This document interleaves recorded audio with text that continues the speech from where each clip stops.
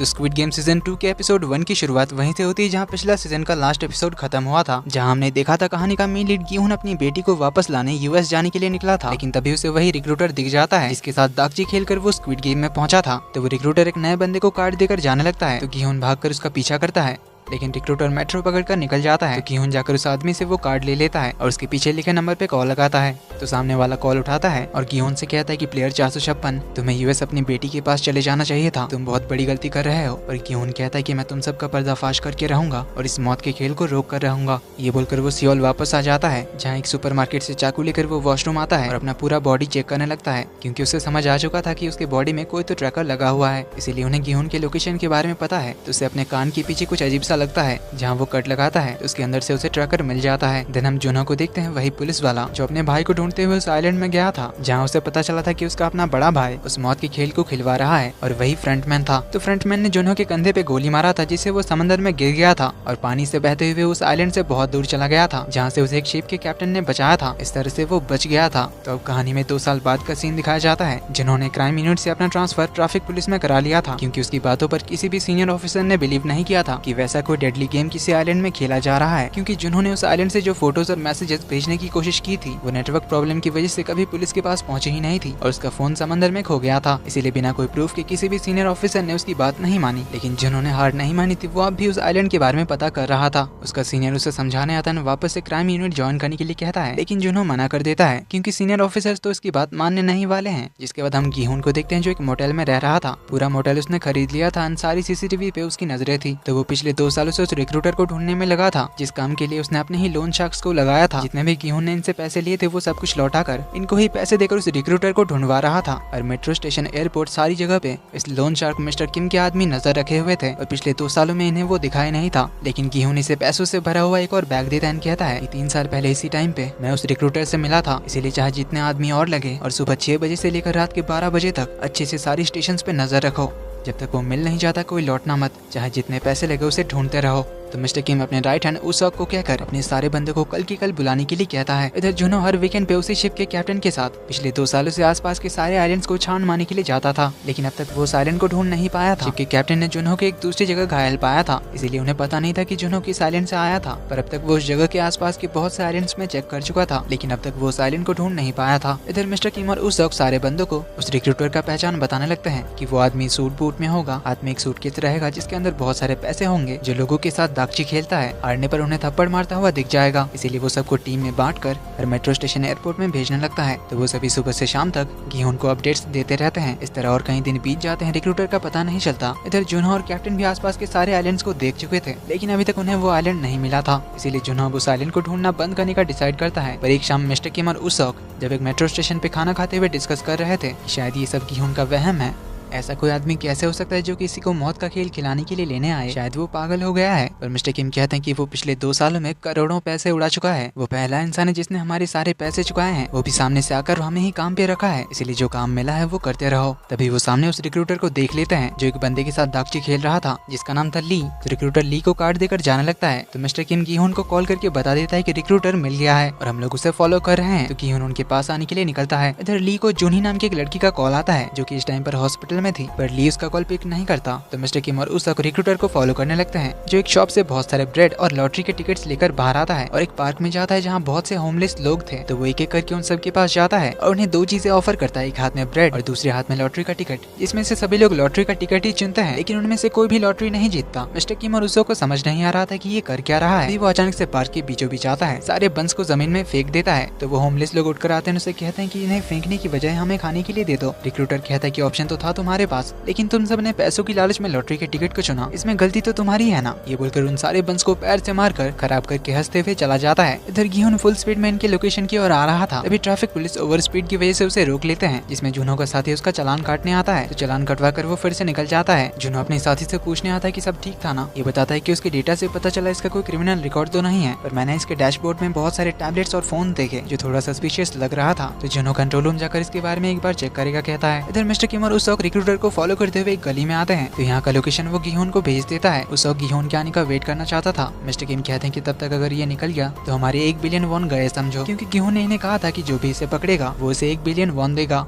तो ये दोनों अकेले रिक्रूटर को पकड़ने के लिए उसके पीछे जाते हैं, लेकिन रिक्रूटर इन दोनों को मारकर इनकी हालत खराब कर देता है। कुछ देर बाद गिहुन लोकेशन ट्रैक करते हुए यहाँ पहुंचता है तो उसे उस गली में खून दिखता है और उसे मिस्टर किम के गैंग का चाकू भी दिखता है, जिससे वो समझ जाते हैं कि मिस्टर किम और उसक मुसीबत में है। इसीलिए वो उन्हें आसपास के गलियों में ढूंढने लगता है, पर रिक्रूटर तो एक बिल्डिंग के ऊपर से उसे देख लेता है। इधर कंट्रोल रूम से जुनो को पता चल जाता है कि वो कार वाला गिहुन था जिसे उसने उस गेम के अंदर भी देखा था, और जब वो जीत कर बाहर आया था तब भी एक बार जुनो उससे मिलने गया था और उसे उस मौत के खेल वाले आइलैंड को ढूंढने में उसकी मदद मांगने गया था, पर तब गिहुन ने उसे मना कर दिया था क्योंकि तब वो खुद अपने दोस्तों को खोने के ट्रॉमा में था। तो वो गिहुन के कार के डिटेल्स को निकाल लेता है, तो वो उस कार रेंटल ऑफिस में जाता है जहाँ से उसे पता चलता है कि वो कार सनशाइन कैपिटल कंपनी के नाम से रेंट पे लिया गया है, जहाँ का एड्रेस निकाल लेता है। देन हम मिस्टर किम और उसक को देखते हैं जिनके हाथ पैर आंख मुंह बंधे हुए थे। तो रिक्रूटर उनके साथ एक गेम खेलता है जो कि था रॉक पेपर सीजर के साथ रशियन रूलेट, जिसमें वो बंदूक में एक गोली डालता है, फिर उन्हें रॉक पेपर सीजर खेलने के लिए कहता है। जो हारेगा उस पे गोली चलेगी, लकी रहा तो वो बच जाएगा वरना एक गोली का शिकार हो जाएगा। दोनों की फट की हालत खराब हो चुकी थी, पहले 2 राउंड्स तो दोनों ही बच जाते हैं। तो फिर रिक्रूटर गेम को इंटरेस्टिंग बनाने के लिए गन में 5 गोली डाल देता है, एक खाली रखता है और अभी इन्हें खेलने के लिए कहता है, जिससे दोनों की जान तो हलक में आ चुकी थी। पर मिस्टर किम जानबूझकर हार देते हैं, जिससे वो डिस्क्वालीफाई हो जाते हैं। रिक्रूटर उसे मार देता है।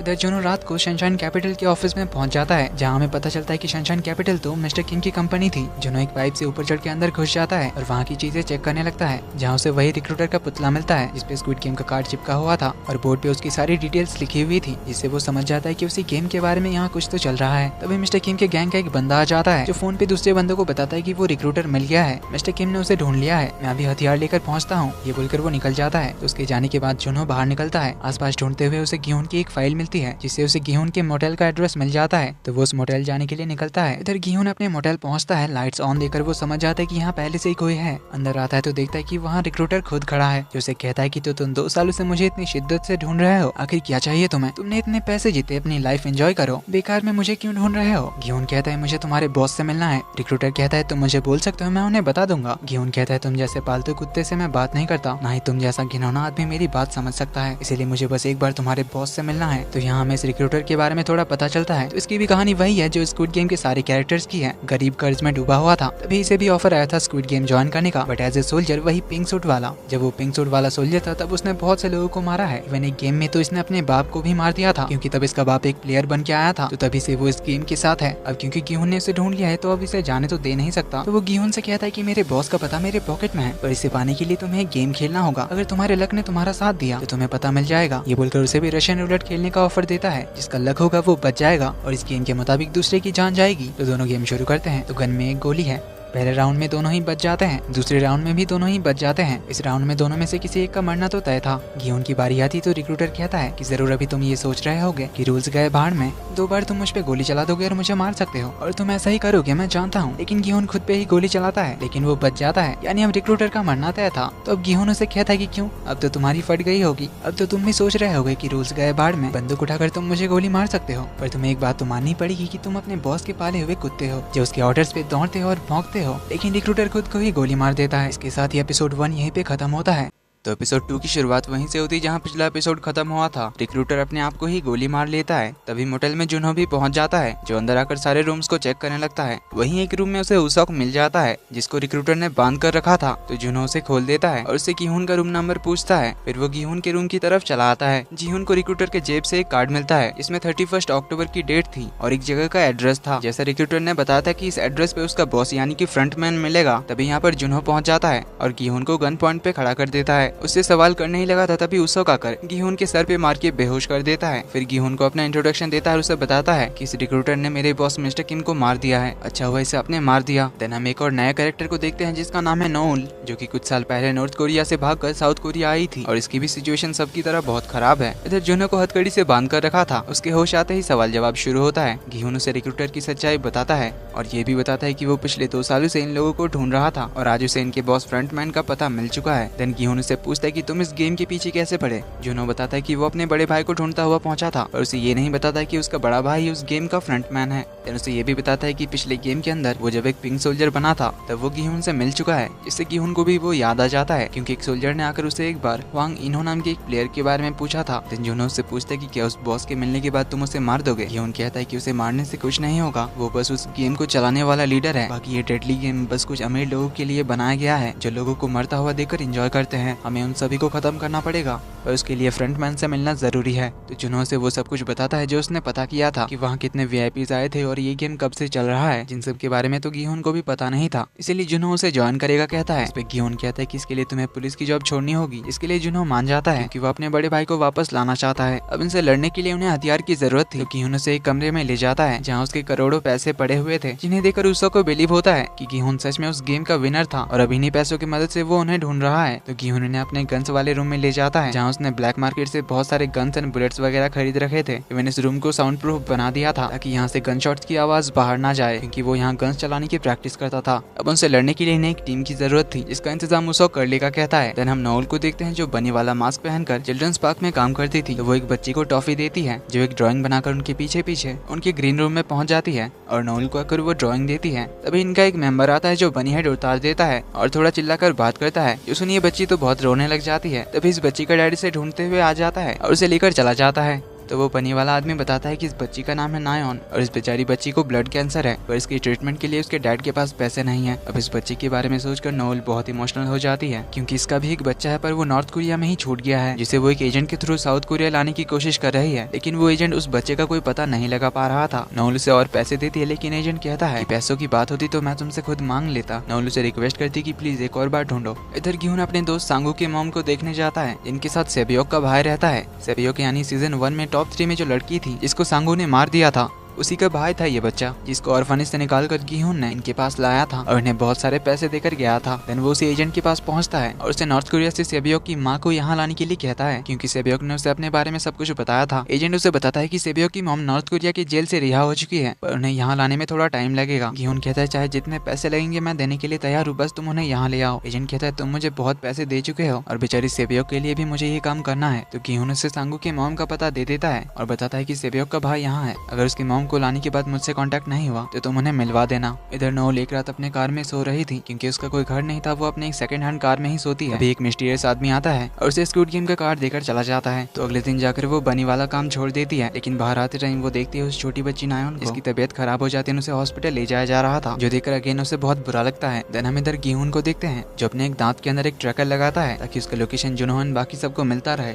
उस वक्त ने एक तगड़ी टीम ढूंढ ली थी जो सभी के सभी एक्स स्पेशल फोर्स वाले थे, तो वो सभी वहीं शूटिंग प्रैक्टिस शुरू कर देते हैं। इधर नोएल कार्ड के पीछे वाले नंबर पे कॉल करती है जहां उसका भी पिकअप डेट होता है 31 अक्टूबर, जो कल का ही डेट था। तो अगले दिन गिहोन एंड टीम पहुंच जाती है उस जगह पे जो एक क्लब थी और वहां हैलोवीन पार्टी चल रही थी। तो गिहोन अपने साथ उसो को ले जाता है और जुनहो बाकी सबको बाहर से नजर रखने के लिए कहता है। तो कुछ देर बाद जुनहो 2 पिंक सोल्जर्स को क्लब के अंदर जाता हुआ देखता है तो वो उसो और गिहोन को अलर्ट कर देता है। देन वो भी क्लब के अंदर उनके पीछे जाने लगता है। एक पिंक सोल्जर गिहोन को अपने पीछे आने के लिए कहता है तो दूसरा वाला उसो को शॉक देकर बेहोश कर देता है। गिहोन का लोकेशन ट्रैक करते हुए जुनहो उसके पीछे पीछे जाता है जहाँ पिंक सोल्जर गिहोन को एक कार के अंदर बिठाता है, जिन्हें जाते हुए जुनहो देख लेता है। तो वो दोनों टीम्स को उस कार के बारे में बता देता है जो सभी कार को फॉलो करने लगते हैं। तो कार के अंदर एक स्पीकर से फ्रंटमैन की आवाज आ रही थी जो गिहोन से वही कहता है कि तुम फिर से इसके पीछे क्यों पड़ रहे हो, वैसे तो जीत लिया ना, लाइफ एंजॉय करो, अपनी बेटी के पास जाओ। गिहोन कहता है वो पैसे उन 455 लोगों के खून से रंगे हैं जिन्हें तुम लोगों ने बेरहमी से मार डाला। फ्रंटमैन कहता है वैसे भी वो सभी दुनिया के फेंके हुए कचरे थे जो वैसे भी इस दुनिया में घुट घुट के मर ही रहे थे, हमने तो बस उनका काम आसान कर दिया। गिहोन उसे मैनिपुलेट करने की कोशिश करता है, ये सब बंद करने के लिए कहता है पर नाकामयाब होता है। अब उनकी बातें इधर जुनहो भी सुन पा रहा था, इसीलिए वो अपने दोनों टीम्स को उस कार को ओवरटेक करने के लिए कहता है। पर तभी उन सभी के कार्स के टायर्स पे गोली चलती है जो कि एक पिंक सोल्जर चला रहा था, यानी फ्रंटमैन को पहले से इन सबका पता था। जो गिहोन से कहता है कि अच्छा तो तुम्हारा प्लान था मुझे किडनैप करना, तुम्हें लगा ये इतना आसान होगा। गिहोन ड्राइवर की सीट की ओर गोली चलाता है कार रोकने के लिए कहता है पर इसका कोई फायदा होता नहीं। सिचुएशन को देखते हुए वो अपना प्लान भी शुरू करता है और कहता है मुझे फिर से वो गेम खेलना है, इसलिए मुझे फिर से वहाँ ले चलो। फ्रंटमैन कहता है जैसी तुम्हारी मर्जी। तभी कार में एक गैस छोड़ी जाती है जिससे वो बेहोश हो जाता है। फिर रिवील होता है कि कार को तो खुद फ्रंटमैन ही चला रहा था। इधर जुनहो टीम भी अपना प्लान भी शुरू कर देते हैं। इधर नोएल उस पिकअप लोकेशन पे पहुंच जाती है जहां 11 नंबर के रूम में जाती है पिंक सोल्जर का सूट पहनती है, यानी उसे पिंक सोल्जर बनने का ऑफर आया था। तो अगली सुबह जुनहो टीम कैप्टन के साथ उनके शिप से गिहोन का लोकेशन ट्रैक करते हुए निकलते हैं। इधर गिहोन को होश आता है तो वो गेम के अंदर पहुंच चुका था जहाँ इस बार भी उसका नंबर था 456। कुछ देर बाद में पिंक सोल्जर्स आते हैं जो आकर वही सारे इंस्ट्रक्शंस देते हैं कि 6 दिन में 6 गेम्स खेले जाएंगे। वही सारे रूल्स बताए जाते हैं कि कोई खेल के बीच गेम खेलने से मना नहीं कर सकता, हार गए तो एलिमिनेट हो जाओगे, मेजॉरिटी लोग चाहे तो गेम को रोक सकते हैं और नया रूल है हर गेम के बाद वोटिंग होगी गेम आगे खेलना है या नहीं डिसाइड करने के लिए। अब सारे प्लेयर्स कुछ ना कुछ कंप्लेन कर रहे थे कि कपड़े ठीक नहीं है, हमें किडनैप करके क्यों लाए हो, हमारे कपड़े एंड शूज कहाँ हैं, तुम लोग अपना चेहरा क्यों छुपा रहे हो। जोसन सोल्जर्स उनकी वीडियोस चला देते हैं जब वो सभी थप्पड़ खाकर रिक्रूटर के साथ गेम खेल रहे थे और अपने कर्जे के बारे में बता रहे थे। तो इन सभी के मिलियंस में कर्जे थे और एक बूढ़ों का तो बिलियन वॉन का कर्जा था। तो इनमें से कुछ की कैरेक्टर्स हैं, एक माँ बेटा, एक फेमस रैपर थैनोस, वही ली नाम का बंदा जिसको रिक्रूटर के साथ दागची खेलते हुए मिस्टर किम और उसोग ने देखा था, जो कि क्रिप्टो करेंसी यूट्यूबर था जिसके बताए क्रिप्टो पर इन्वेस्ट करके बहुत से लोगों के बिलियंस में पैसे डूबे हैं, जिनमें से एक था थैनोस और एक नामग्यू नाम का बंदा जो ली को मारने ही आ जाते हैं क्योंकि थैनोस के 500 मिलियन वॉन डूबे हैं उस क्रिप्टो की वजह से। तो सोल्जर्स उन्हें दूर जाने के लिए कहते हैं। एक हिंजो नाम की ट्रांस गर्ल, बाकी मेन कैरेक्टर्स के बारे में आगे पता चलेगा। तो सोल्जर से टोटल प्राइज मनी पूछा जाता है जो बताता है 45.6 बिलियन वॉन का, इंडियन करेंसी में जो था 265 करोड़। तो सबको कंसेंट फॉर्म पे साइन कराया जाता है। तब हम एक और मेन कैरेक्टर जुनही को देखते हैं जो ली को जानती थी पर वो उसके सामने नहीं जाती। इधर कैप्टन के साथ जुनहा और बाकी सब उस आइलैंड की ओर जा रहे थे गिहुन के ट्रैकर को ट्रैक करते हुए। इधर पहले गेम के लिए सभी लोग एक जगह जाने लगते हैं जहाँ जाते हुए गिहुन को मिलता है उसका अपना दोस्त जोंगबे, जिसे देख गिहुन शॉक्ड होता है। उसे पूछता है कि तू यहाँ क्या कर रहा है। जोंगबे बताता है उसकी वाइफ ने उसे डिवोर्स दे दिया और बेटी को लेकर चली गई। मुझ पे बहुत सारा कर्जा आ गया, इसीलिए मैं पैसे के चक्कर में यहाँ आया। देन गिहुन से पूछते है तू 3 साल कहाँ था। गिहुन कहता है लंबी कहानी है, बाद में बताऊंगा, पर तू हर वक्त मेरे पीछे रहेगा और जो मैं बोलूंगा वही करेगा। जोंगबे मान जाता है। फिर इन सब की एक एक करके फोटोज वगैरह ली जाती है और इधर जुनहो एंड टिमोस आइलैंड पे पहुंच जाते हैं जहाँ कहीं ने लोकेशन दिख रहा था। तो वो लोग उस आइलैंड के ऊपर एक ड्रोन छोड़ते हैं और उसका फुटेज चेक करने लगते हैं और एक टीम को उस ट्रैकर की एग्जैक्ट लोकेशन के पास भेजते हैं। इधर उस गेमिंग अरीना में आइलैंड के ऊपर का हिस्सा खुल जाता है जहाँ इस बार भी उनका सामना होने वाला था रेड लाइट ग्रीन लाइट से। इस डेडली गेम के बारे में सिर्फ गिहुन को पता था, बाकी सब तो बिंदास मौज मस्ती कर रहे थे। गिहुन सोच रहा था कि अब तक जुनहो को तो यहाँ पहुंच जाना चाहिए था, इसीलिए वो अभी कुछ नहीं कहता। इधर उसोग की टीम ट्रैकर का एग्जैक्ट लोकेशन ढूंढ लेती है जहाँ एक आदमी मछली पकड़ रहा था, उसके पास से वो ट्रैकर का लोकेशन दिख रहा था। तो गिहुन अपना वो दांत निकाल लेता है और उसे पता चलता है कि उसके दांत में से वो ट्रैकर गायब है, जो देख वो शॉक्ड रह जाता है। और इधर उसोग को जो मछली पकड़ने वाला बंदा मिलता है उसके चारे में मिलता है गिहुन वाला ट्रैकर, जो देखकर वो समझ जाते हैं कि उन्हें गुमराह किया गया है। उस फिशरमैन से पूछने पर बताता है कि एक अनजान आदमी ने उसे ये चारे का बॉक्स दिया था, जो बात वो जुनहो को कॉल करके बताता है। जुनहो समझ जाता है कि फ्रंटमैन को इस प्लान के बारे में पता था और ये वो आइलैंड नहीं है, इन्हें गुमराह करने के लिए ही ये किया गया था। इधर फ्रंटमैन गेम शुरू करने का ऑर्डर देता है। इधर गेम के इंस्ट्रक्शन शुरू होने से पहले गिहुन भागकर सबके सामने आता है और बताने लगता है कि कोई भी हिलना मत वरना सारे मारे जाओगे। वही सब बताता है कि गेम शुरू होने के बाद गाना रुकने पर सबको एकदम फ्रीज हो जाना है, अगर हिले तो गोली मार दिए जाओगे। पर सब लोग कहते हैं ऐसा थोड़ी ना होता है, ये बस एक गेम है, हमें गोली क्यों मारेंगे। इस तरह कोई भी उसकी बात सुनता तो है नहीं। देन गेम शुरू हो जाती है। नॉर्मली जैसे ये गेम खेलते हैं वैसे ही खेलते हैं सब लोग, पर गिहुन उन्हें इंस्ट्रक्शन देते रहता है, चिल्ला चिल्ला कर बताता है कि कब रुकना है और डॉल के पीछे मुड़ने के बाद जैसे कोई ना हिले। इस तरह 2-3 बार सब लोग बच जाते हैं। गिहुन पीछे से अपना मुंह ढककर गेम के दौरान भी सबको इंस्ट्रक्शन दे रहा था क्योंकि इस डॉल की आंखों में मोशन डिटेक्टर्स लगे हुए हैं। तभी एक लड़की की गर्दन पे एक हनी भी बैठ जाती है जिससे वो गेम के दौरान हिल जाती है और तभी उसे पट से हेडशॉट पड़ती है। अब उसकी लाश देखकर एक और औरत चिल्ला देती है और फिर मौत का सिलसिला शुरू। सब लोग डर के मारे भागने लग जाते हैं। गिहुन उन सबको चिल्लाकर बताते रह जाता है कि कोई हिलना मत वरना सब मारे जाओगे। मैक्सिमम लोग तो उसकी बात सुनकर रुक जाते हैं, पर जो लोग डर के मारे भागने लगते हैं वो सभी मारे जाते हैं और इन्हें गोली मारने वाले में से एक थी नोल। अब ये मौत का खेल देखकर सब लोग की तो फट जाती है, इसीलिए अगले 2 राउंड्स कोई भी अपनी जगह से हिलता ही नहीं। जो देख गिहुन फिर से सामने आता है और अपना मुंह ढककर सबको बताता है कि 5 मिनट का टाइम खत्म होने से पहले हमें उस रेड लाइन को पार करना पड़ेगा वरना वैसे भी हम सभी मारे जाएंगे। इसीलिए वो आइडिया देता है कि सब लोग लाइन में लग जाओ, लंबे लोग सबसे आगे रहो और हाइट में छोटे लोग उनके पीछे पीछे लग जाओ ताकि वो डॉल की आंखें सबकी मोशन डिटेक्ट ना कर पाए। चांस मिलते ही सब लोग ऐसा ही करते हैं, पर ये थैनोस अपने लॉकेट में ड्रग छुपा कर लाया था जिसे वो डर के मारे खा लेता है। तो इसी तरह गिहुन के इशारे पर सब लोग लाइन में आगे बढ़ते जाते हैं। गिहुन का दोस्त जोंगबे उसके पीछे आ जाता है और वो अब से गिहुन की हर बात मानेगा कहता है, पर ये थैनोस थोड़ा पागल जैसी हरकतें करने लगता है। वो अपने सामने के कुछ बंदों को मजे के लिए धक्का मार देता है जिसे वो सभी मारे जाते हैं। इसी बीच नोल उन प्लेयर्स में से नोटिस करती है उसी ब्लड कैंसर वाले बच्ची के पापा को। तो फिर गेम कंटिन्यू रहती है। जुनी जिसके पेट में थोड़ा दर्द हो रहा था वो उस माँ बेटी के पीछे छुपी थी जो उसे संभालती है। तो इसी तरह गेम चलते रहता है। 2-4 जन मारे भी जाते हैं, पर मैक्सिमम लोगों को गिहुन रेड लाइन के पार ले आता है। लेकिन तभी एक आदमी हिलता है तो उसके पैर में गोली पड़ती है, पर वो जिंदा था। वो रेड लाइन से थोड़ी ही दूर पे था। गिहुन उसे देख लेता है, टाइम बस 20 सेकंड बचा था, इसीलिए वो भाग कर जाता है उसे उठाने के लिए। तो वो ट्रांस गर्ल हिंजो उसकी हेल्प करने आती है। अब बस 5 सेकंड टाइम बचा था, तो दोनों उसे उठाकर बाल बाल बचते हैं। लेकिन रेड लाइन क्रॉस करने के बाद भी उस गोली लगे आदमी के सर पे गोली मार दी जाती है क्योंकि वो पहले ही एलिमिनेट हो चुका था और उसके सर पे गोली मारी थी नंबर 11 यानी नोल ने, जिस बात से दूसरे शूटर्स खुश नहीं थे, जिसका रीजन हमें बाद में पता चलेगा। अंधेरा होने वाला था, इसीलिए जुनहो एंड टीम वापस से घर लौटने का डिसाइड करते हैं। इधर प्लेयर्स के रूम के अंदर डर का माहौल था। जोंगबे गिहुन से पूछता है कि तुझे इस गेम के बारे में तुम्हें कैसे पता? घीहुन कहता है बाद में सब कुछ बताऊंगा।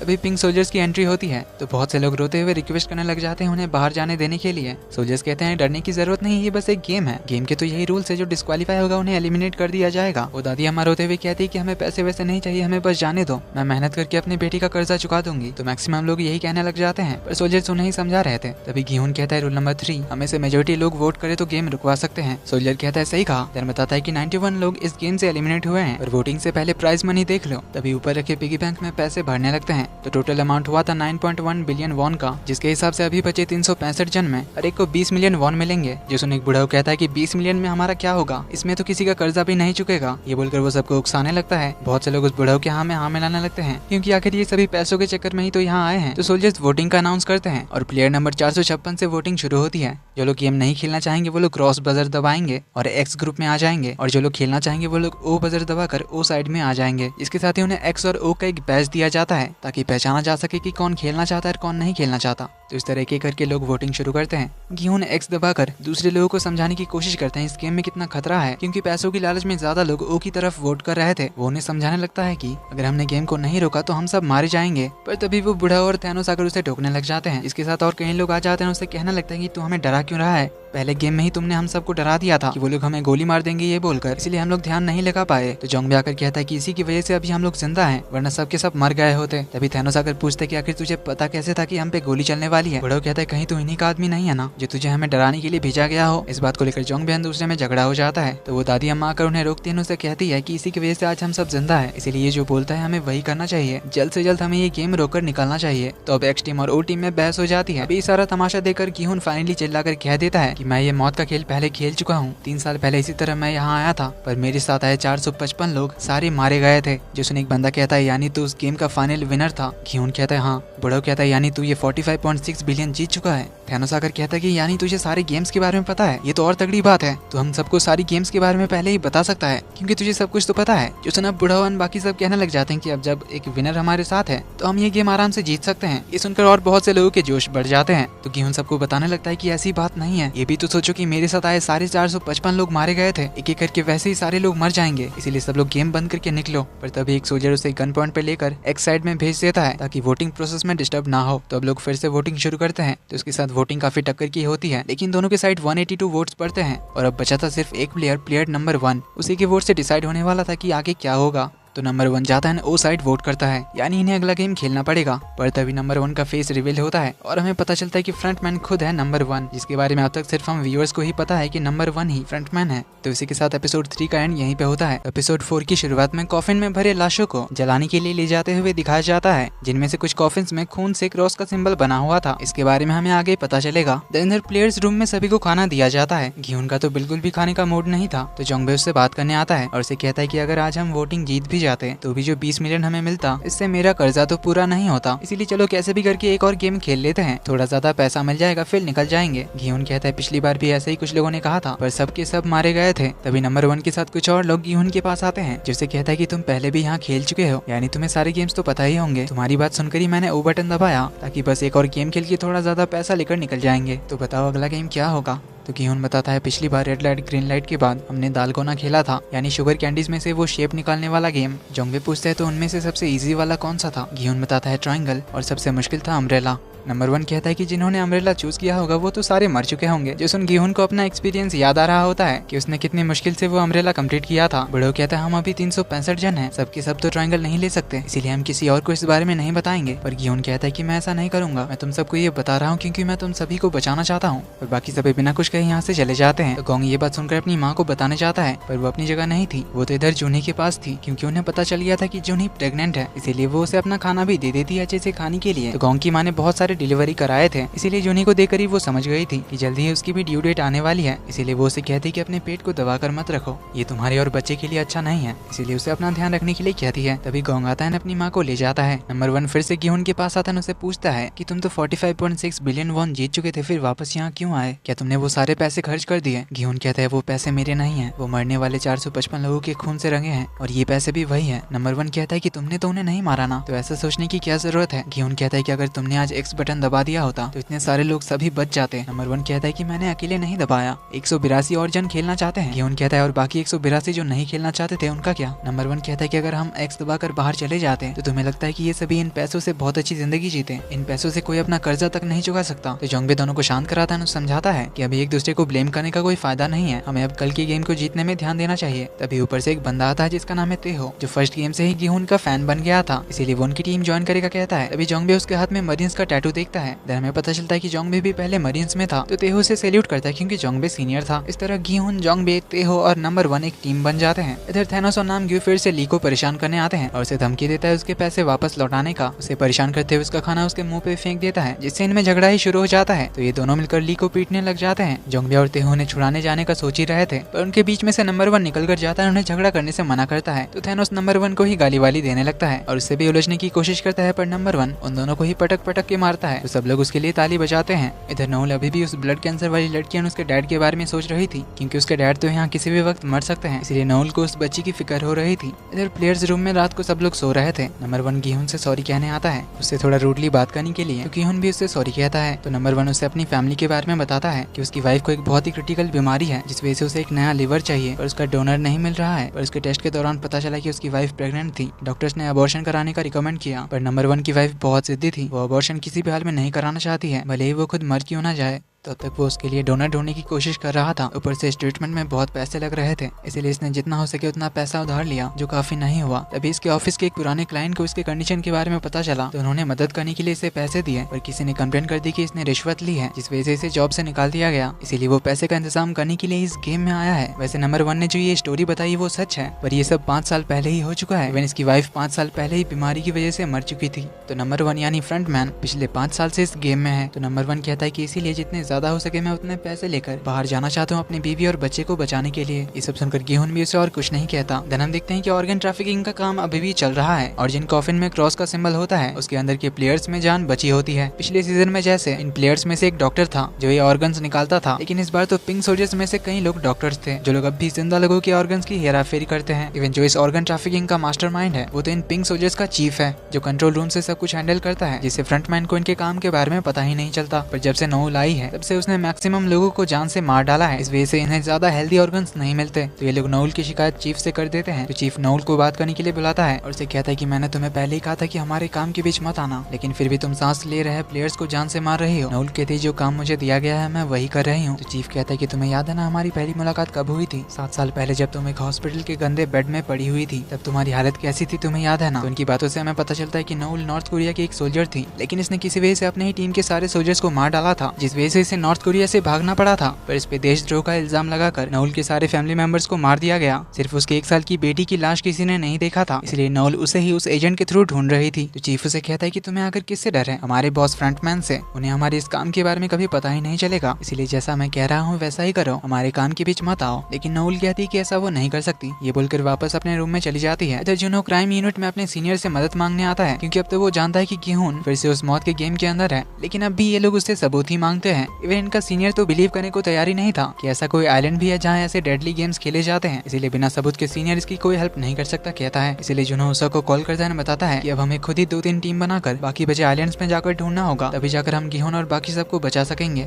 इधर ली को मार पड़ी थी, इसलिए जूनी उसे देखने आती है, तो हमें पता चलता है कि ये दोनों बॉयफ्रेंड गर्लफ्रेंड हैं। ली ने जूनी से अबॉर्शन कराने के लिए कहा था, लेकिन उसने नहीं कराया था। तो वो जूनी से पूछते कि आखिर तुम यहाँ क्यों आई हो? जूनी कहती है तुम्ही ने तो मुझे वो सारे क्रिप्टो खरीदने के लिए कहा था, इस वजह से अब मेरे पास कोई पैसे नहीं बचे। बिना अबॉर्शन ना कराने के लिए उस पर थोड़ा गुस्सा करने लगता है। जूनी कहती है इसीलिए मैं यहाँ आई थी कि कुछ पैसे जीत कर यहाँ से जाऊंगी, ताकि अपने बच्चे को अकेले अच्छे से पाल सकूं, क्योंकि शायद ये बच्चा अपने बाप का नाम कभी जान नहीं पाएगा। ली कहता है तुम इस हालत में कैसे खेलोगी? जूनी कहती है तुम्हें अब हमदर्दी दिखाने की जरूरत नहीं है, मैं जो कर सकती हूँ कर लूंगी। तभी सेकंड गेम का अनाउंसमेंट होता है। ली कहते हैं हम बाहर जाएंगे तब अच्छे से बात करेंगे। जूनी कहती मैं तो बाहर जाना ही चाहती थी, पर तुम ही वो चूज करके खेलना चाहते थे। इधर गिहोन के दोस्त लोग तो ट्रायंगल के भरोसे थे, वहीं थैनोस और उसका चेला एक एक टैबलेट खा लेते हैं। फिर ये सभी लाइन में जाते हैं अगले गेम के अरीना में, जहाँ इन्हें 2 बड़े बड़े सर्कल सर्कल्स में रेस ट्रैक्स की तरह लाइंस दिखती है, जो देख के लोग समझ जाते हैं कि ये दालगोना गेम नहीं है बल्कि ये तो कोई नया ही गेम है। अनाउंसमेंट होती है कि ये गेम टीम में खेला जाएगा। 10 मिनट के अंदर सभी लोगों को 5-5 जन का टीम बनाने के लिए कहा जाता है। अब ये दूसरा गेम देखकर बूढ़ा और बाकी सब तो गिहुन पे गुस्सा करने लगते हैं, तो नंबर 1 उसके सामने आकर बाकियों को भगा देता है। तो गिहुन उन सभी से सॉरी कहता है, वो नंबर 1 अपने फ्रेंड से सॉरी कहता है। नंबर 1 कहता है कि कोई बात नहीं, मुझे अभी तुम पे भरोसा है और अगर तुम्हें चलेगा तो हम सब एक टीम बन सकते हैं, जिसके लिए सब लोग मान जाते हैं। तो इन्हें एक और प्लेयर चाहिए था, तो तय हो जाता है एक तगड़ा प्लेयर लाने। इधर ली जूनी को अपनी टीम में आने के लिए कहता है, पर जूनी मना कर देती है क्योंकि उसे ली पर भरोसा नहीं था। तो सारे मेन कैरेक्टर्स अपने लिए टीम ढूंढ रहे थे। जैसे ह्यूंजू टीम ढूंढते हुए एक लड़की से मिलती है जिसका नाम है योंगमी। तो योंगमी ह्यूंजू को अपने साथ टीम बनाने के लिए कहती है, तो फिर ये दोनों मिलकर और 3 जन को ढूंढने निकलते हैं। इधर थैनोस एक लड़की को देखकर उसे अपनी टीम में बुलाता है जिसका नाम है सेमी, पर उसने ऑलरेडी एक लड़की के साथ टीम बनाया था जिसका नाम था मिन्सू, जो बहुत ही एक डरपोक सा लड़का था। अब सुंदर लड़की दिखी नहीं कि थैनोस उस पे लाइन मारने लग जाता है, पर सेमी भी सैवेज लड़की थी जो थैनोस का भी मजाक बना देती है। अब यहाँ वो किसी और को जानती तो थी नहीं, इसीलिए वो थैनोस की टीम को ज्वाइन करती है अपने साथ मिन्सू को भी लेकर। थैनोस मिन्सू को अपनी टीम में लेना तो नहीं चाहता था, पर सेमी पे चांस मारने के लिए उसे अपनी टीम में ले लेता है। इधर तेहो एक और मरीन का सोल्जर ढूंढ लाता है, पर तभी जूनी इनके पास आती है। जोंगी उसे सॉरी कहता है कि हम लोग 5 जन हो चुके हैं, पर जूनी उनसे हेल्प मांगती है क्योंकि वो अभी प्रेग्नेंट है, इसीलिए वो नया बंदा खुद ही जूनी को इस टीम में ज्वाइन करने के लिए कहता है और वो दूसरा टीम ढूंढने चला जाता है। इधर ह्यूंजू और योंगमी गोंग और उसकी मॉम के साथ टीम अप करते हैं। इन्हें एक और प्लेयर चाहिए था, तो एक शमन इनके टीम में आ जाती है जो कुछ ज्यादा ही भाव खाती है। टाइम अप होता है तो सभी लोग अपने अपने टीम मेंबर्स के साथ बैठ जाते हैं। गेम के बारे में बताया जाता है, तो इस गेम में 5 प्लेयर्स के पैर बंधे हुए होंगे और उन्हें पूरे टीम के साथ एक छोटा सा मैराथन पूरा करना होगा। तो इस सर्कल के हर 10 मीटर पे इन्हें एक मिनी गेम्स खेलने होंगे, जिसे जीत कर ही अगले पड़ाव की ओर जाया जा सकता है। तो उन 5 गेम्स में सबसे पहला था दागची, वही रिक्रूटर वाला गेम। दूसरा मिनी गेम था फ्लाइंग स्टोन, जिसमें एक पत्थर से दूर रखे पत्थर को मारना था। तीसरा था गोंगी, जो गेम हमारे इधर भी बचपन में सारी लड़कियां खेलती थी। मैंने भी ये गेम अपने बहन के साथ बचपन में खेला था, पर इसका नाम मुझे याद नहीं। अगर कोई जानता हो तो कमेंट में बता सकते हो। चौथा गेम था लट्टू, जो सभी ने खेला ही होगा। और 5वें मिनी गेम का नाम था जेगी। इसमें उस जेगी को पैर से 5 बार उछालना था बिना जमीन में गिराए, जिसके बाद इन्हें अगला 10 मीटर चल के रेस कंप्लीट करनी थी। तो फिर सब लोग प्लानिंग करने लग जाते हैं कि कौन कौन सा गेम खेलेगा, पर इसी के साथ 5 मिनट का टाइम लिमिट भी है। 5 मिनट के अंदर इन्हें ये रेस कंप्लीट करनी होगी, 5 गेम्स जीत कर, वरना सभी एलिमिनेट हो जाएंगे। इसी तरह पहले 2 टीम्स की गेम शुरू होती है। पहली टीम दागची आसानी से जीत लेते हैं, पर पत्थर मारने वाले गेम में वो लोग फंस जाते हैं क्योंकि उनका प्लेयर एम नहीं कर पा रहा था। वहीं दूसरी टीम दोनों मिनी गेम्स जीत कर तीसरे में आ जाते हैं, तो उनकी टीम में जो लड़की थी वो गोंगी में फंस जाती है। पहली टीम तो दूसरे पड़ाव से आगे बढ़ ही नहीं पाती, जिससे ये 5 दूसरे पड़ाव में ही मारे जाते हैं। वहीं दूसरी टीम बहुत घबराते हुए चौथे पड़ाव तक पहुंचे ही थे। लट्टू वाला राउंड इन्होंने कंप्लीट कर लिया था, पर टाइम अप हो गया था, इसीलिए ये 5 भी एलिमिनेट हो जाते हैं। ये सब देखकर सभी लोग तो और ज्यादा डरने लग जाते हैं। तो कुछ लोग और अच्छी तरह से प्लानिंग करने लगते हैं कि किसे कौन सा गेम खेलना चाहिए। लाश उठाने के लिए कॉफिन लाई जाती है, तभी एक पिंक सोल्जर नोटिस करती है कि एक कॉफिन के अंदर कोई जिंदा है, तो वो कॉफिन खुलवाकर उसके सर में गोली मारती है। यानी ये थी नंबर 11 नोल, जो अपनी चीफ की बात नहीं मानती। कंट्रोल रूम से ये देखकर चीफ को तो बहुत गुस्सा आता है। तो अब बारी थी 3rd और 4th टीम की, जिसमें से एक टीम थी ह्यूंजू की। बाकी चारों का तो डर के मारे हालत खराब था, तो ह्यूंजू उन सबको मोटिवेट करती है और उनमें हिम्मत जगाती है। तो इन्होंने डिसाइड किया था कि योंगमी दागची खेलेगी, फिर गोंग पत्थर फेंकेगा, देन उसकी माँ गोंगी खेलेगी, शमन लट्टू फेंकेगी और ह्यूंजू खेलेगी आखिरी गेम जेगी। तो 5 रेडी हो जाते हैं। इसी के साथ एपिसोड 4 यहीं पे खत्म होता है। तो एपिसोड 5 की शुरुआत वहीं से होती है जहाँ पिछला एपिसोड खत्म हुआ था। ह्यूंजू की टीम रेस शुरू करती है। योंगमी जल्द ही दागची जीत जाती है, फिर पत्थर फेंकने वाले गेम को एक गलती के बाद गोंग पार कर ही लेता है। फिर तीसरे पड़ाव में उसकी मॉम गोंगी खेलने बैठती है, जिसे वो भी एक चांस के बाद कंप्लीट कर ही लेती है। पर चौथे पड़ाव में शमन से लट्टू बंद ही नहीं रहा था। डर के मारे उसकी हालत खराब हो जा रही थी। 2 मिनट तो उसने अकेले ही वेस्ट कर दिया था। इवन डर के मारे कहने लग जाती कि हम मरने वाले हैं। उसने योंगमी खींच के उसके मुंह पे एक मुक्का मारती है और उसे होश में रहकर खेलने के लिए कहती है। तो फाइनली वो लट्टू घुमा देती है। तो अब आखिरी पड़ाव था जेगी का, जिसको ह्यूंजू आसानी से कंप्लीट कर लेती है। इस तरह इनकी टीम एग्जैक्ट टाइम पे रेस खत्म कर लेती है और बाल बाल बच जाते हैं। तो इनकी जीत से सभी को थोड़ी हिम्मत मिलती है। इसी तरह हर एक टीम का गेम शुरू होता है। थैनोस की टीम जीत जाती है, उस बुढ़ऊ की टीम जीत जाती है, ली की टीम जीत जाती है। इस बीच कई सारे टीम मारे भी जाते हैं। आखिरी में बारी थी अपने गिहोन की टीम की। रेस शुरू होती है। पहली गेम दागची में जूनी जीत जाती है। रोलिंग स्टोन में भी जोंग एक ही बार में पत्थर को मार देता है। फिर गोंगी में तो तेहो एक्सपर्ट निकलता है, क्योंकि बचपन में उसने भी अपने बहनों के साथ ये गेम खेला था। इसी तरह ये लोग बहुत ही तेजी से आगे बढ़ते जाते हैं। पर यहाँ लट्टू के गेम में आकर नंबर 1 सही से लट्टू घुमा नहीं पा रहा था, या कह सकते हैं जानबूझकर गलती कर रहा था। कभी सामने बहुत दूर फेंक दे रहा था तो कभी पीछे, जिससे इन्हें बार बार आगे या पीछे साथ में जाना पड़ रहा था लट्टू को वापस लाने के लिए। इस तरह इनका 2 मिनट वेस्ट हो जाता है। अब बस 1 मिनट बचा था, इसमें नंबर 1 लट्टू घुमा देता है। फिर जल्दी से ये लोग 5वें पड़ाव की ओर निकलते हैं, जहाँ गिहोन आसानी से 4 बार जेगी उछाल तो लेता है, पर 5वें बार में जेगी थोड़ा दूर उड़ जाता है। तो नंबर 1 भी उसके साथ अपना पैर आगे बढ़ाता है, जिससे गिहोन के पैर से जेगी 5वीं बार टच हो जाती है। इस तरह इनकी टीम भी एग्जैक्ट टाइम पे ये गेम कम्प्लीट कर लेती है। पर प्लेयर्स रूम में इन्हें देखकर लोग ज्यादा खुश तो नहीं होते, क्योंकि जितने लोग मरते इन्हें उतने ही ज्यादा पैसे मिलते। तो जिन्होंने भी टीम बनाकर काम किया था वो सभी एक दूसरे को अपना नाम वगैरह बताते हैं और ऐसे ही आगे भी टीम में खेलेंगे कहते हैं। इधर दो पिंक सोल्जर्स नोल के रूम में घुस जाते हैं और उसे धमकी देते हैं ताकि वो आगे से उनके काम में दखल अंदाजी ना करे, वरना वो लोग नोल को ही मार देंगे। नोल उनसे लड़ने की कोशिश करती है पर उन दोनों से जीत नहीं पाती। तो एक बंदा उसे डराने के लिए उसके चेहरे पे चाकू से कट मार देता है ताकि वो ये वार्निंग याद रखे। तो उधर गीहून की टीम में सबकी अच्छी खासी दोस्ती हो जाती है। सब लोग एक दूसरे को अपना नाम भी बता देते हैं। नंबर 1 एक फेक नाम बता देता है क्योंकि वो जानता था कि जुनहो गीहून के साथ मिलकर काम कर रहा था, इसीलिए वो उसे अपना असली नाम नहीं बताता। तभी पिंक सोल्जर्स आते हैं और बढ़ी हुई प्राइज मनी दिखाते हैं क्योंकि अब बस 255 लोग बचे हैं। प्राइज मनी अब बढ़ के 20.1 बिलियन वॉन हो चुका था, यानी अब हर एक के हिस्से में 78 मिलियन वॉन आता। ये सुनो इन प्लेयर्स को लोगों की मौत से कोई फर्क नहीं पड़ रहा था, बल्कि मैक्सिमम लोगों को अपने हिस्से के पैसे की पड़ी थी क्योंकि सबका कर्ज 100 मिलियन वॉन से ज्यादा था। तो पिंक सोल्जर्स फिर से वोटिंग मशीन लाते हैं और कहते हैं कि तुम्हें ज्यादा पैसे जीतने हैं या नहीं, तुम खुद ही वोट करके तय कर सकते हो। गोंग की मॉम को यकीन था कि उनके टीम के सभी लोग बाहर जाना चाहते हैं, इसीलिए एक्स ही दबाएंगे। सभी लोग कहते भी हैं पर ह्यून जो कुछ और ही सोच रही थी। इधर गीहून की टीम में भी सबने डिसाइड किया था कि आगे कोई नहीं खेलेगा। तो नंबर 1 से वोटिंग शुरू होती है जो क्रॉस चूज करता है। इस तरह वोटिंग आगे बढ़ती जाती है। इधर थैनोस ने अपने सारे टीम मेंबर्स को ओ बटन दबाने के लिए कह दिया था, इसीलिए सेमी और मिन्सू भी ओ बटन दबाते हैं। लेकिन इसके साथ ह्यून भी ओ बटन दबाकर दूसरे साइड चली जाती है। इस बार भी ओ को ज्यादा वोट्स मिल रहे थे, इसलिए अब नंबर 1 सबको समझाने आता है, वरना जिस तरह पिछले गेम में 110 लोग मरे, अब में से और कई लोग मारे जाएंगे। पर वो बुढ़ो फिर से सभी को इंस्टिगेट करने लगता है कि इन पैसों से हमारा कुछ नहीं होगा, हम अगला गेम भी आसानी से हमारी सूझबूझ के साथ जीत जाएंगे। तो कहीं और लोग सच में घर जाना चाहते हैं, यहाँ मरना नहीं चाहते थे, जिनमें से एक योंगमी थी। पर ये बुढ़ो तो जैसे लीडर बन गया था, सबको उकसाने लग जाता है। कहता है कि शायद अगले गेम में हम सबको 300 मिलियन से ज्यादा भी मिल सकते हैं, इसीलिए एक और गेम खेलना तो बनता है। जो सुना बहुत से लोग उसके साथ आ जाते हैं, 1 मोर गेम चिल्लाने लगते हैं। वोटिंग जारी रहती है और ओ इस बार थोड़ी ज्यादा ही वोट से जीत जाती है। तो फ्रेंड के लिए खाना लाया जाता है। मिन्सू सेमी से पूछता है कि क्या तुम्हें इन गेम से डर नहीं लग रहा। सेमी कहती है लगता है, पर इससे ज्यादा डर असली दुनिया में लगता है। इधर गोंग ने भी ओ बटन दबाया था, इसलिए उसकी मॉम उससे नाराज थी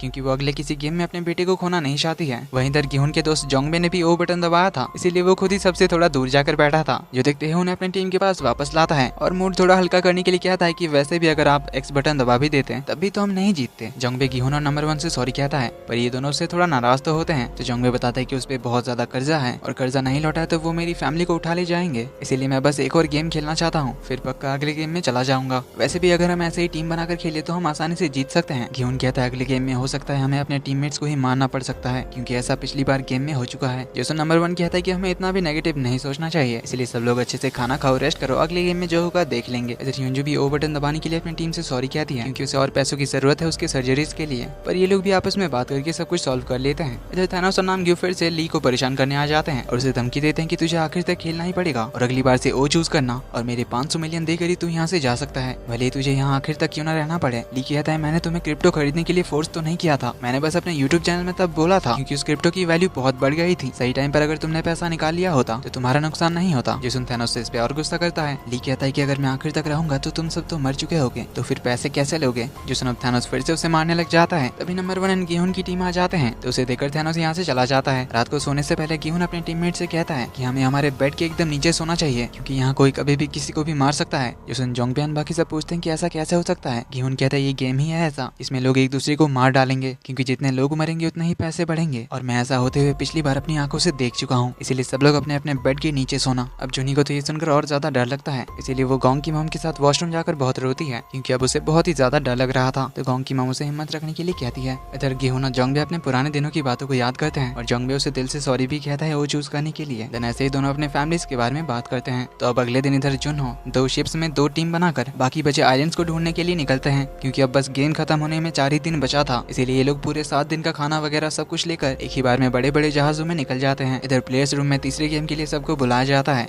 सब लोग रेडी हो रहे होते हैं। इधर थैनोस और नामग्यू टैबलेट्स खा लेते हैं जिन्हें देखकर सेमी मिन्सू से कहती है कि अगर तुम किसी तरह बाहर चले गए तो कभी भी दोबारा इनसे मत मिलना क्योंकि ये लोग बस तुम्हारा नुकसान करेंगे। मिन्सू पूछता है फिर तुमने इनकी टीम को ज्वाइन क्यों किया। सेमी कहती है क्योंकि मुझे ये लोग स्टूपिड लगे जिन्हें मैं कंट्रोल कर सकती हूँ। मिन्सू पूछता है फिर तुमने मुझे क्यों चूज किया। सेमी कहती है क्योंकि मुझे लगा मैं तुम पे ट्रस्ट कर सकती हूँ, वैसे भी मुझे बस 200 मिलियन चाहिए, उतना मिलते ही मैं क्रॉस बटन दबाकर दूसरे साइड चली जाऊंगी और तुम्हें भी यही करना चाहिए क्योंकि तुम टिक नहीं पाओगे। तो अब गेम के लिए तैयारी शुरू होती है। सारे प्लेयर्स को एक नया गेमिंग एरिना में लाया जाता है। अनाउंसमेंट में डोथियन बताया जाता है कि इस गेम का नाम है मिंगल। सामने एक बहुत बड़ा प्लेटफॉर्म है, इसके चारों ओर है 50 कमरे। प्लेटफॉर्म के ऊपर सबके चढ़ने के बाद ये घूमेगा, गाना बंद होते ही ये रुक जाएगा और कोई भी एक नंबर बताया जाएगा और जो नंबर बताया जाएगा उतने लोगों की टीम बनाकर उन्हें सबसे पहले 50 कमरों में से किसी एक कमरे में जाना होगा, वो भी सिर्फ 30 सेकंड में। और इन 30 सेकंड बाद जो लोग बाहर रह जाएंगे वो सभी एलिमिनेट हो जाएंगे। तो सब लोग अब डिस्कस करने लग जाते हैं कि 2 नंबर आया तो 2-2 की टीम में कौन जाएगा, 3 आया तो 3-3 की टीम में कौन कौन जाएगा। तो सभी लोग प्लेटफॉर्म के ऊपर चढ़ जाते हैं। इसके बाद एक बच्चों का सॉन्ग प्ले होता है और ये प्लेटफॉर्म घूमने लगता है। तो पहले राउंड में 10 नंबर बताया जाता है, यानी सबको 10 प्लेयर्स की टीम बनाकर किसी एक रूम में 30 सेकंड के अंदर जाना होगा। तो गियोन की टीम एक और टीम को ढूंढने लग जाती है। इन्हें हियोंजो की टीम मिल जाती है जिनमें 4 जन थे। तो हियोंजो शमन को ढूंढने लग जाती है, उसे वो अकेले एक जगह दिख जाती है तो उसे खींच कर ले आती है, जिससे ये लोग पूरे 10 जन होकर एक रूम के अंदर घुस जाते हैं। जैसे ही 30 सेकंड खत्म होता है ये दरवाजा ऑटोमेटिक लॉक हो जाता है और बाहर बचे सभी लोगों को एलिमिनेट कर दिया जाता है।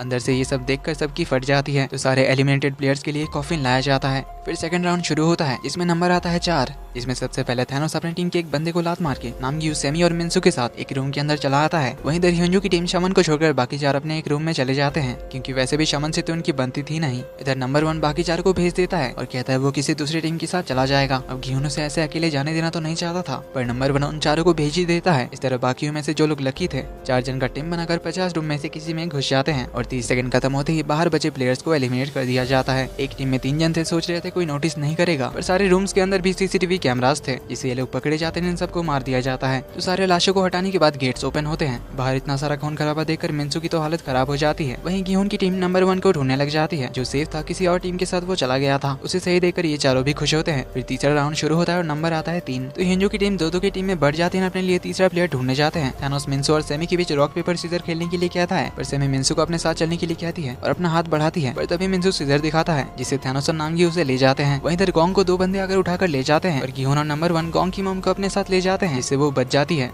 हियोंजो और योंगमी भी बच गई थी, क्योंकि उन्हें ब्लड कैंसर वाली लड़की का फादर मिल गया था, जिसका नाम था पार्क। सेमी भी एक टीम में चली गई थी, पर मिन्सू अब उससे नजरें नहीं मिला पा रहा था, क्योंकि वो उसे छोड़ के चला जो गया था। इधर गोंग भी अपनी माँ को आकर सॉरी कहता है और अब से वो कभी उनका हाथ नहीं छोड़ेगा कहता है। बाकी जोंगबे, तेहो और जूनी तो एक साथ थी ही, इसीलिए वो तीनों भी सेफ थे। देन चौथा राउंड शुरू होता है और इस बार नंबर आता है 6। तो गियोन और हियोंजो दोनों की टीम में 5-5 जन करके थे। तो हियोंजो की टीम से 4 जन और गियोन की टीम से तेहो जूनी को लेकर उनके साथ जाता है और इधर गियोन, जोंगबे, नंबर 1 और पार्क 2 प्लेयर्स ढूंढने निकलते हैं। इधर रूम ढूंढते हुए योंगमी का किसी से टक्कर हो जाता है, जिससे वो अपनी टीम से दूर जाकर गिरती है। बाकी 5 जन रूम में घुस जाते हैं। हियोंजो योंगमी को रूम में ना देखकर बाहर उसे लाने जाती है, पर टाइम बहुत कम था। तभी ली ये देखकर हियोंजो को रूम के अंदर धक्का दे देता है, दरवाजा बंद कर देता है, क्योंकि 30 सेकंड पूरे हो चुके थे। योंगमी भागकर इनके रूम के बाहर आती है और हियोंजो को उन्नी उन्नी कहकर हेल्प करने के लिए कहती है, मगर तभी उसे गोली मार दी जाती है, जिससे हियोंजो और बाकी सबको बहुत ज्यादा दुख होता है। हियोंजो तो ली को मारने चली जाती है, क्योंकि उसकी वजह से ही योंगमी बाहर छूट गई। पर ली कहता है कि सिर्फ 2 सेकंड बचे थे, अगर मैं नहीं आता तो तुम सब भी मारे जाते और 2 सेकंड में तुम उसे अंदर नहीं ला पाती। इस बात पर दूसरे भी उसे सही कहते हैं, पर हियोंजो बहुत ही ज्यादा दुखी होती है, क्योंकि योंगमी यहाँ की उसकी पहली फ्रेंड थी। अब आखिरी राउंड शुरू होता है। प्लेयर्स बचे थे सिर्फ 126। सब लोग सोच में होते हैं कि अगला नंबर कितना आएगा। नंबर 1 को तभी क्लिक होता है कि 50 कमरे हैं, उस हिसाब से नंबर 2 आने का ज्यादा चांसेस है, और सच में ही 2 नंबर आता है। तो सब लोग 2-2 जन के टीम में बढ़ जाते हैं, लेकिन इस बार बहुत ज्यादा धक्का मुक्की होता है, जिस वजह से कोई अपनी टीम से अलग हो जाता है। गोंग और उसकी माँ लकीली सेफ होते हैं। जोंगबे गिर जाता है, पर नंबर 1 उसे अपने साथ ले जाता है। रूम के बाहर एक बंदे को लात मार के भगाता है। फिर नंबर 1 और जोंगबे उस रूम में चले जाते हैं, लेकिन उस रूम में ऑलरेडी एक बंदा था और वो बाहर नहीं जा रहा था। तो नंबर 1 उसका गला घोटकर उसे मार डालता है। नंबर 1 को ऐसा करता हुआ देखकर जोंगबे तो बहुत डर जाता है। इस तरह से सारे मेन कैरेक्टर्स बच जाते हैं। इधर जुनो एक आइलैंड पे पहुंचता है, जहां ड्रोन भेजकर आइलैंड को अच्छी तरह से देख रहा था। तभी उस आइलैंड के ऊपरी हिस्से में कुछ तो अजीब दिखता है, इसीलिए चेक करने के लिए सभी उस जगह जाने के लिए निकलते हैं। इधर थैनोस और नामग्यू ने मिन्सू को छोड़ दिया था, लेकिन वो और सेमी दोनों ही किसी तरह बच गए थे।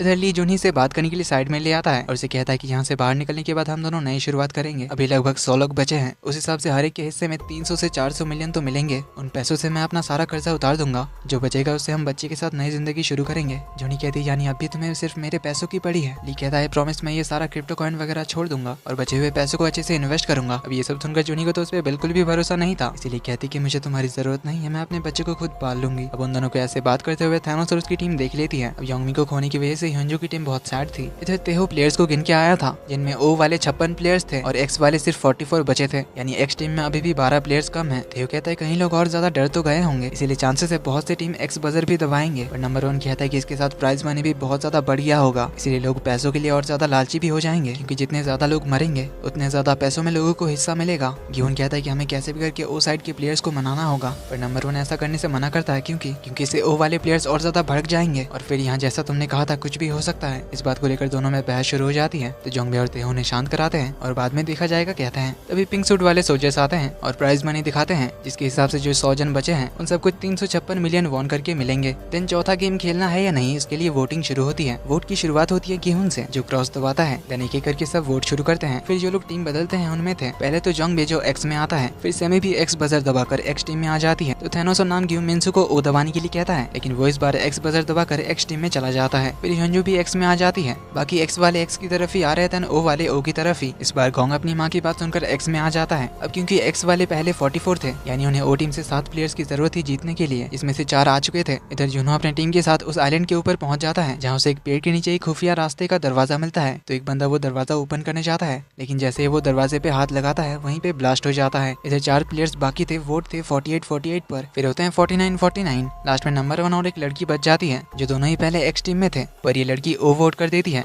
जिस वजह से ओ वाले 50 हो जाते हैं और अब सिर्फ नंबर 1 बचता है, जो वोट करने के लिए आगे बढ़ता है। तो इस टाइम पे नंबर 1 की एक्सप्रेशन देखकर जोंगबे को तो डर लग रहा था, क्योंकि नंबर 1 ने मिंगल गेम के दौरान एक प्लेयर को मार जो दिया था, इसीलिए वो गिहोन बाकी सबको बता रहा था कि मुझे नंबर 1 को देखकर डर लग रहा है। तो जोंगबे गिहोन बाकी सबको बताने जा ही रहा था नंबर 1 ने मिंगल गेम के टाइम एक आदमी को मारा था उस बारे में, पर तभी नंबर 1 क्रॉस बजर दबा देता है, जिससे वो टाई हो जाता है। ये देखकर जोंगबे और कुछ नहीं बताता। तो टाई होने की वजह से पिंक सूट वाले बताते हैं कि अब फिर से वोट होगी, लेकिन कल सुबह। अब क्योंकि खेलने वाले और ना खेलने वाले 50-50 हो चुके हैं, इसलिए गिहोन को अब समझ आ जाता है कि अब दोनों साइड के प्लेयर्स आपस में लड़ने तो जरूर लगेंगे। इधर जुनो की टीम में से एक बंदा मर चुका था और एक बंदा घायल हो गया था, इसलिए शिप का कैप्टन उन्हें वापस चलने के लिए कहता है। और जुनो एंड टीम कहती है कि अब तो हमें उन्हें ढूंढना जारी रखना पड़ेगा, क्योंकि उन्हें हमारे बारे में पता तो चल चुका है, इसीलिए उन्होंने हमारे लिए ये सारा जाल बिछाया है, इसीलिए अब तो उन्हें ढूंढ कर ही वापस जाएंगे। इधर प्लेयर्स रूम में सभी को खाना दिया जाता है। इधर एक्स टीम वाले सब लोग बैठकर बात कर रहे थे कि अब बस हमें ओ टीम से एक जन को हमारी तरफ लाना है, फिर तो कल सुबह हम लोग घर निकल जाएंगे। इसीलिए गोंग उठकर ओ टीम से कहता है कि कोई एक जन हमारे टीम में आ जाओ, कल सुबह अपने अपने हिस्से के पैसे लेकर निकल जाएंगे। जो सुन ओ टीम से बड़ा कहता है कि ऐसा है तो तुम लोगों में से कोई एक जन हमारी टीम में आ जाओ, अगला गेम खेलेंगे और ज्यादा पैसा जीत कर जाएंगे, और अगर तुम सारे मर गए तो हमारे लिए तो और भी ज्यादा अच्छी बात है, फिर हमारे साइड के हर एक पर्सन को 800 मिलियन करके मिलेंगे। ये आइडिया तो हमारे लिए और अच्छा है। तो अब धीरे धीरे ये बहस और ज्यादा आगे बढ़ती जा रही थी। दोनों टीम अब आमने सामने आकर झगड़ा शुरू कर देती है। इधर गिहोन अपने खाने का रैपर खोल कर देखता है, सभी को खाना खाने के लिए एक चम्मच दिया गया था, जिसे देखकर अब उसे यकीन हो गया था कि आज रात हमला तो जरूर होगा। इधर थैनोस और नाम ग्यू मिन्सु के पीछे पड़ गए थे, उसे कल ओ बजर दबाने के लिए धमकाने लगता है, जिसे ऐसा करते हुए ली देख लेता है। तो वो वॉशरूम में मौजूद अपने सारे एक्स टीम के बंदों से ये कह देता है कि ओ वाले हमारे एक प्लेयर को धमका रहे हैं, जिससे वॉशरूम में दोनों टीम के बीच झड़प हो जाती है। धक्का मुक्के से शुरू हुआ झगड़ा अब इनके बीच एक सीरियस फाइट बन जाती है, जहाँ एक टाइम पे थैनोस ली को गला दबाकर मारने जा रहा था, लेकिन तभी ली उसके गर्दन में चम्मच घुसा देता है, जो वो खाने के बाद यहाँ फेंकने के लिए लाया था, जिससे थैनोस ऑन द स्पॉट टपक जाता है। अब ये देखकर सब लोग खून खराबे पे उतर आते हैं, एक दूसरे को जैसे जान से ही मारने लगते हैं। तभी यहाँ पिंक सोल्जर्स आ जाते हैं और इधर प्लेयर्स रूम में 5 जन के एलिमिनेशन का अनाउंसमेंट होता है, यानी 5 लोग मर चुके हैं, जिसके साथ ही प्राइज मनी बढ़ जाती है। बाकी सबको वॉशरूम से निकालकर यहाँ लाया जाता है। तो फिर से ये लोग एक दूसरे को ब्लेम करने लगते हैं। सबसे पहले ओ वालों ने हमला किया, जो नामग्यू कहता है कि एक्स टीम वालों ने पहले हमारे बंदे को मारा, जिससे फिर से इनके बीच झगड़ा शुरू हो जाता है। फिर अब दोनों टीम अपने अपने प्लेयर्स को गिनने लग जाते हैं, ये देखने के लिए कि किस टीम से कितने मरे हैं। इधर आधी रात को समंदर के बीचों बीच था इनका शिप। समंदर में एक तूफान जैसा आया हुआ था। जुनो की टीम का बंदा बाहर आता है, तो इस शिप के कैप्टन को अपने ड्रोन के साथ छेड़छाड़ करता हुआ देखता है। शिप का कैप्टन कहता है कि कुछ नहीं, मैं तो बस चेक कर रहा था। ये बोलकर वो उस आदमी को बाहर लाता है, फिर चाकू मारकर उस बंदे को मार देता है और समंदर में फेंक देता है, जिससे हमें ये समझ तो आ जाता है कि ये शिप का कैप्टन किसी और ही मकसद से इनके साथ है। इधर दोनों टीम काउंटिंग कर लेती है, जिससे इन्हें पता चलता है कि ओ टीम से 3 जन मारे गए हैं और एक्स टीम से सिर्फ 2, यानी एक्स टीम कल आसानी से वोट जीत सकती है। पर क्यों ओ टीम को देखकर समझ रहा था कि वो लोग चुप नहीं रहने वाले, क्योंकि ओ टीम वाले इन्हें घूरते हुए जाते हैं। 30 मिनट बाद लाइट्स ऑफ होने का अनाउंसमेंट होता है। वहीं इधर पिंक सोल्जर्स के लिए एक अनाउंसमेंट होती है कि थोड़ी देर में स्पेशल गेम शुरू होगा, इसलिए सब लोग अपनी पोजीशन में चले जाओ। यानी इन्हें भी पता है कि रात को प्लेयर्स एक दूसरे पे जरूर हमला करेंगे। तो गिहोन अपने टीममेट्स को बताता है कि आज रात लाइट्स ऑफ होने के बाद वो लोग पक्का हम पे हमला करेंगे, क्योंकि वो लोग कल किसी भी हाल में वोट हारना नहीं चाहेंगे। नंबर 1 कहता है कि उनसे पहले हम ही उन पे हमला क्यों ना कर दें। गिहोन कहता है हम ऐसे एक दूसरे से लड़ मर नहीं सकते, अगर लड़ना ही है तो हमें उनसे लड़ना चाहिए जिन्होंने ये जगह बनाई है, वो फ्रंटमैन और उसके अमीर बॉस जो इस वक्त इस जगह के ऊपर बैठे हुए हैं और हमारा ये मौत का खेल देख रहे हैं। सीढ़ियों के ऊपर इनका मेन कंट्रोल रूम है, जहाँ एक ब्लैक मास्क पहना हुआ आदमी इस जगह का हेड है। हमें उस तक पहुंचना होगा, तभी हम इसे खत्म कर सकते हैं। नंबर 1 कहता है कि इनके पास इतने सारे गन्स हैं, हम उनसे कैसे लड़ेंगे। गिहोन कहता है उसके लिए मेरे पास एक प्लान है। लाइट्स ऑफ होने के बाद जैसे ही खून खराबा शुरू होगा, इसके कुछ देर बाद पिंक सोल्जर्स इन्हें रोकने अंदर आएंगे। जब वो मरे हुए प्लेयर्स को ले जाने में बिजी होंगे, बस तभी हम उन पे हमला कर देंगे और उनके ही हथियार से उन्हें मारकर सारे गन्स को कब्जे में ले लेंगे, जिसके लिए हम सबका जिंदा रहना जरूरी है। इसलिए आज रात लाइट्स ऑफ होने के बाद हमें इन बेड्स के एकदम नीचे छुपना होगा ताकि वो लोग हम पे अटैक ना करें। नंबर 1 कहता है कि फिर जो लोग ऊपर सोएंगे उनका क्या होगा। गीहून कहता है कि हम सबको नहीं बचा सकते क्योंकि वो टीम वाले हम सब पे अटैक तो जरूर करेंगे, इसलिए इस गेम को रोकने का बस यही एक तरीका है, हमें इस गेम को चलाने वालों से लड़ना होगा।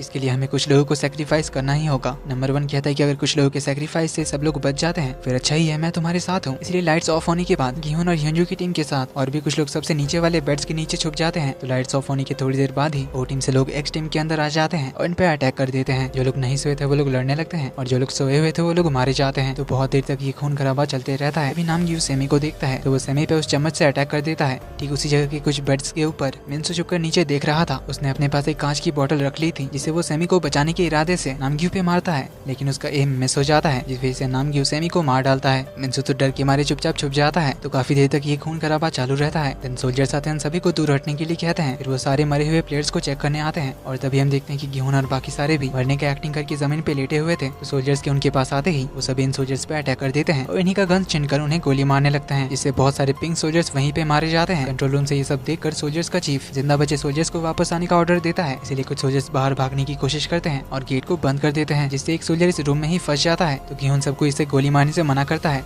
और इन सोल्जर्स के पास से मिले सारे हथियारों को इकट्ठा करने के लिए कहता है। एक्स टीम का बंदा ओ टीम वाले को गोली मारने जा रहा था पर गीहून उसे रोक लेता है, समझाता है कि अगर हमने भी इन्हें मार दिया तो इनमें और हमें क्या फर्क रहेगा, हमारे हथियार उठाने का मकसद बहुत बड़ा है। तो सारे गन्स जमा करके सब लोग एक एक उठा लेते हैं। इन्हें ये सब करता हुआ देखकर सोल्जर्स का चीफ बाकी सारे सोल्जर्स को जमा कर लेता है। इधर गीहून सभी को बताता है कि हम लोग उस मास्क मैन को ढूंढने जा रहे हैं जो ये गेम चलाता है, उसे पकड़कर ये मौत का खेल खत्म करने जा रहे हैं। जो हमारा साथ देना चाहते हैं वो हमारे साथ आ सकता है। तो एक्स टीम से कुछ और लोग इनकी हेल्प करने आ जाते हैं। तो अब तक इनकी टीम में आ चुका था गीहून, नंबर 1 जोंगबे, तेहो, पार्क, ह्योंजू और कुछ नए लोग ली और गोंग जाना चाहते थे मगर जूनी और गोंग की मम उन्हें मना कर देते हैं। इधर ह्योंजू सभी को गन्स एंड मैगजीन्स के बारे में बताती है और इन गन से गोली कैसे चलाते हैं वो सिखाती है। देन गीहून उस जिंदा बचे सोल्जर की कनपट्टी पे बंदूक रखकर इन सबको मास्क मैन तक पहुंचाने के लिए कहता है। तो सोल्जर यहाँ के एक दरवाजे से उन सबको बाहर ले जाता है पर बाहर सीढ़ियों के पास जाते ही इन पे दूसरे सोल्जर्स हमला कर देते हैं। तो सब लोग उनसे बचते हुए उन्हें गोली मारने लगते हैं। तो वहाँ के सारे सोल्जर्स को मारकर थोड़ा और आगे बढ़ जाते हैं। अब इधर कंट्रोल रूम से सोल्जर्स का चीफ सब कुछ देख पा रहा था कि वो लोग है कहाँ, इसलिए ह्योंजू एक एक करके कैमरास तोड़ते हुए जाती है। तो चीफ अपने सोल्जर्स को इनके पीछे भेजते रहता है। तो काफी सोल्जर्स को मारने के बाद ये लोग एक दरवाजे के पास पहुंचते हैं जहाँ सोल्जर कहता है कि उसके मास्क से ही दरवाजा खुलेगा। ये बोलकर वो अपना मास्क निकालता है और जैसे ही गीहून को देने जाता है तभी वो नंबर 1 को इनके साथ देखकर डर जाता है। पर किसी को कुछ समझ आए उससे पहले ही दूसरे बहुत सारे सोल्जर्स इन पे अटैक कर देते हैं जिसमें ये सोल्जर मारा जाता है। सभी लोग फिर से छुपने लग जाते हैं पर इस बार कुछ ज्यादा ही सोल्जर्स आ गए थे जिससे इन्हें गोली चलाने का मौका ही नहीं मिल रहा था। तेहू की तो इतने सारे गन शॉट की आवाज सुनकर हालत खराब हो रही थी और उसे बहुत डर लग रहा था।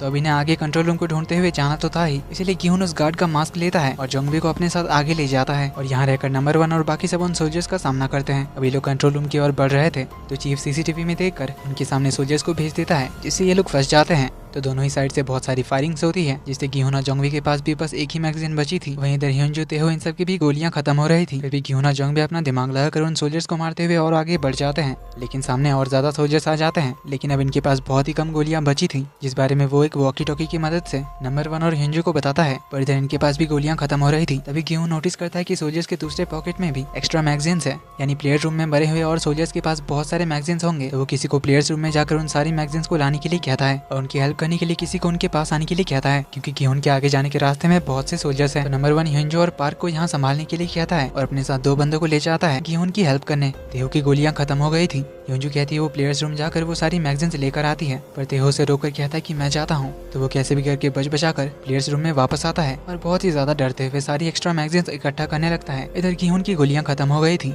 तो जोंगबे उसे कवर करता है। इसी बीच गीहून जाकर मरे हुए सोल्जर्स के एक्स्ट्रा मैगजीन्स ले आता है और फिर से उन सोल्जर्स पे फायरिंग शुरू करता है। कुछ देर बाद गीहून के पास नंबर 1 और बाकी दोनों पहुंचते हैं तो गीहून उसे कंट्रोल रूम तक जाता हुआ दूसरा कोई रास्ता ढूंढने के लिए कहता है और नंबर 1 को एक एक्स्ट्रा मैगजीन भी दे देता है। तो नंबर 1 अपने साथ दोनों बंदों को ले जाता है दूसरा रास्ता ढूंढने। इधर तेहो सारी मैगजीन्स कलेक्ट करके बाहर जा रहा था पर ऊपर से आते हुए गोलियों की आवाज से वो बहुत ज्यादा डर जाता है, इसीलिए वो प्लेयर्स रूम के अंदर ही रह जाता है। ह्योंजू उसे मदद के लिए बुला रही होती है पर वो उसे कोई जवाब नहीं देता क्योंकि वो बहुत ही ज्यादा डर चुका था। इधर ह्योंजू और पार्क एंड बाकी सबके पास गोलियां गोलियां खत्म होते आ रही थी। तेहो से कोई रिप्लाई नहीं मिला, इसीलिए ह्यूनजो खुद ही प्लेयर्स रूम जाने के लिए निकलती है उन मैगजीन्स को लाने। इधर नंबर 1 उन दोनों की तरफ भी सोल्जर्स अटैक कर रहे थे, पर अब नंबर 1 अपने असली रूप में आता है और अपने साथ आए दोनों बंदों को मार देता है। फिर वॉकी टॉकी से गिहुन से कहता है कि अब सब खत्म हो गया, ये बोलकर उन दोनों को और गोली मार देता है, जिससे गिहुन और जोंगबी को लगता है कि नंबर 1 बाकी दोनों मारे गए। इधर ह्यूनजो प्लेयर्स रूम में पहुंचकर तेहो को ढूंढने लग जाती है, जो एक कोने में डर के मारे बैठा हुआ था। ह्यूनजो से मैगजीन्स के बारे में पूछती है तो मैगजीन्स दिखाते थे उसे सॉरी कहता है। ह्यूनजो वो मैगजीन्स लेकर जाने ही लगी थी कि तभी सोल्जर्स यहाँ आ जाते हैं। ह्यूनजो गन में मैगजीन्स लोड करने जाती है इनका सामना करने के लिए, पर गांव की मामू से रोक लेती है और कहती है तुम अकेले इनका सामना नहीं कर पाओगी, इस तरह तुम नहीं मर सकती। इसलिए ह्यूनजो हथियार छोड़ देती है। पर इधर पार्क और बाकियों को सारे सोल्जर्स घेर लेते हैं। अब ये लोग वापस भी प्लेयर रूम की ओर नहीं जा सकते क्योंकि उस तरफ भी सोल्जर्स आ चुके थे। सरेंडर करने के अलावा इनके पास कोई और ऑप्शन नहीं था, इसीलिए वो उनके सामने आते हैं, सरेंडर करते हैं। लेकिन ये सोल्जर्स पार्क और दूसरे बंदों को मार देते हैं। इधर गिहुन और जोंगबी भी सरेंडर करने के लिए सामने आते हैं क्योंकि उनकी भी सारी गोलियां खत्म हो चुकी थी। अब दोनों सर के पीछे हाथ करके बैठ जाते हैं, पर तभी उसके सामने आता है फ्रंटमैन और उसे कहता है कि तुम्हें तो बड़ा शौक था ना हीरो बनने का, कैसा लगा हीरो बनकर, तो अब भुगतो तुम्हारे हीरो बनने का नतीजा। ये बोलकर उसकी ओर गन पॉइंट करता है, लेकिन वो जोंगबी को गोली मार देता है और गिहुन को जिंदा रखता है। ये देखकर गिहुन को बहुत ज्यादा गुस्सा तो आता है, पर वो कुछ भी नहीं कर पाता। अपने दोस्त को मरता हुआ देखकर बहुत दुखी होता है। सोल्जर्स उसे पकड़ लेते हैं और इसी के साथ सीजन 2 का आखिरी एपिसोड यहीं पे खत्म होता है। तो अब आगे कहानी कैसे बढ़ेगी ये हमें आखिरी सीजन यानी सीजन 3 में पता चलेगा, जो 2025 में आएगी।